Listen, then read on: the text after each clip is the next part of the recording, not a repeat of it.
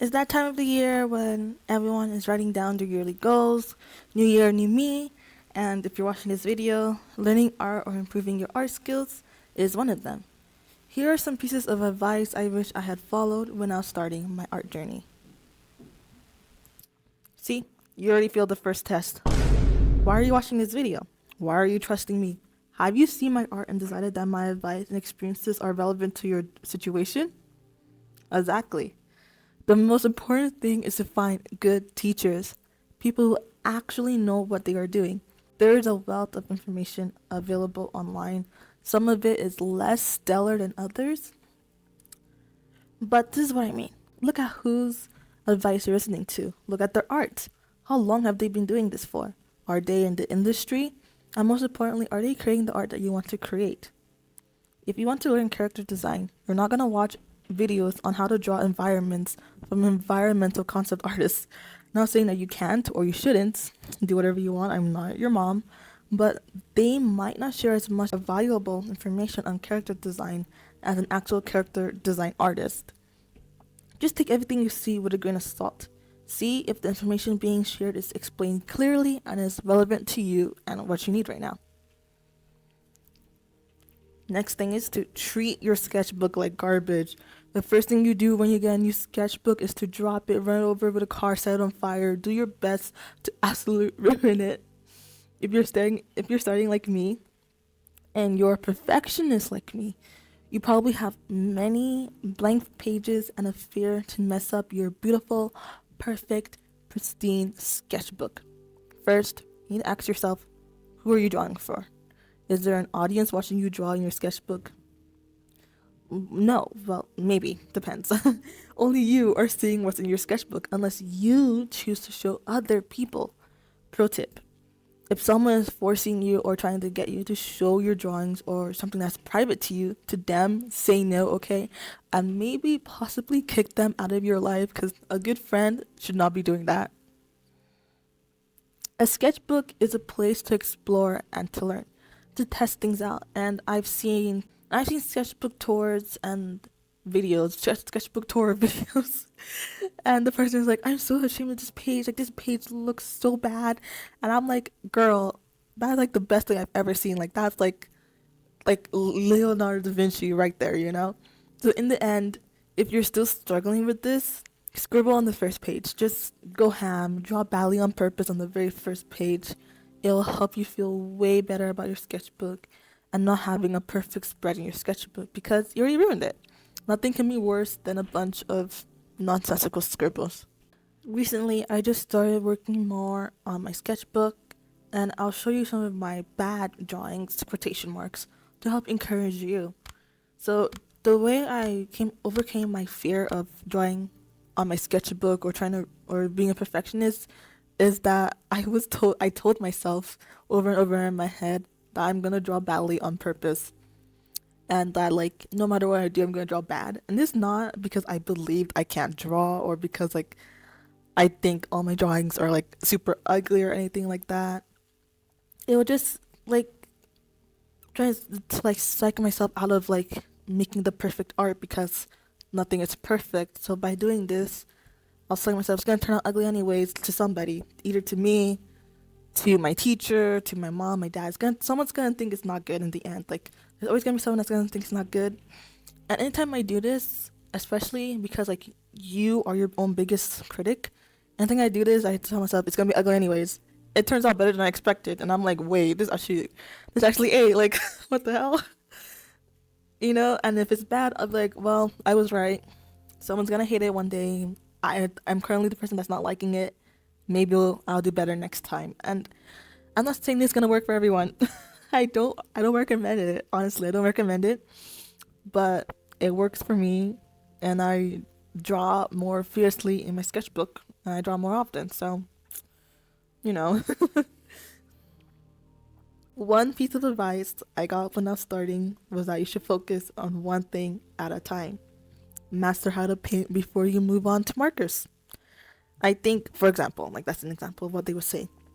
I think this advice is valid and is important, but only to a certain degree. I think it's more important to explore while making art. Don't bind yourself to like only one method, especially if you're starting out and you're still trying to figure out what like art medium you want to learn, or like what subject matter you want to master in.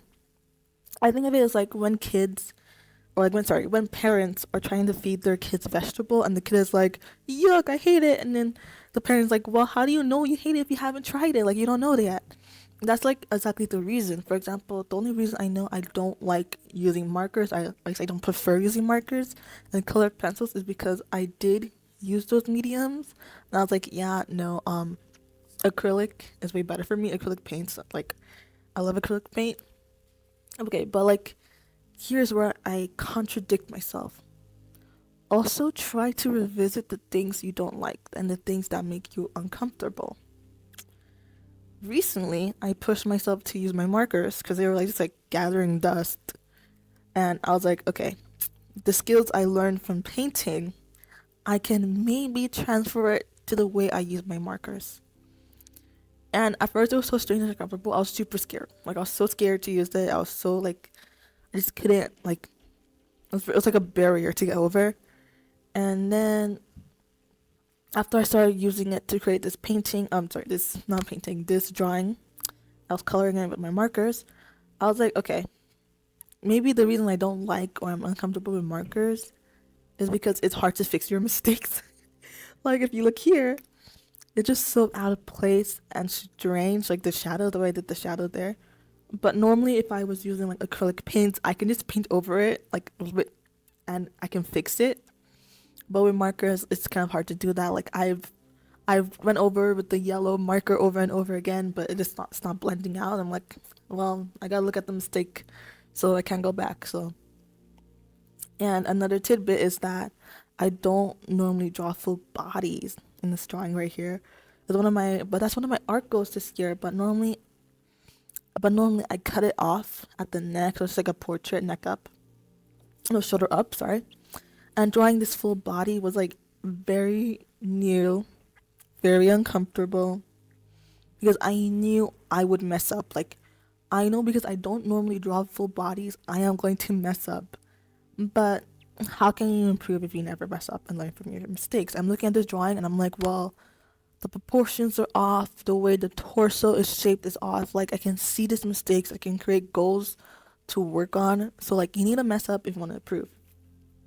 When you're starting art, explore different subjects, animals, people, landscapes, and different art mediums if you can afford it, because I know it can get expensive. Different techniques. Draw the things that make you uncomfortable or that you're scared of drawing. For me, that's mostly hands and like a full body, but it'll be different for others, and of course, it'll be different for you. Next one, it sounds so freaking obvious, but like, is this, but this one sounds so freaking obvious, but it is the simple things. What? Okay, sorry. I'm like not focusing on my script. I literally wrote a script just for this because I always mess up. And I'm looking at the script, but my eyes are like not processing what I'm looking at, my brain, whatever. Anyways, roll the clip again. This one sounds obvious. It is the simple things. Oh, I see my mistake. Okay, sorry.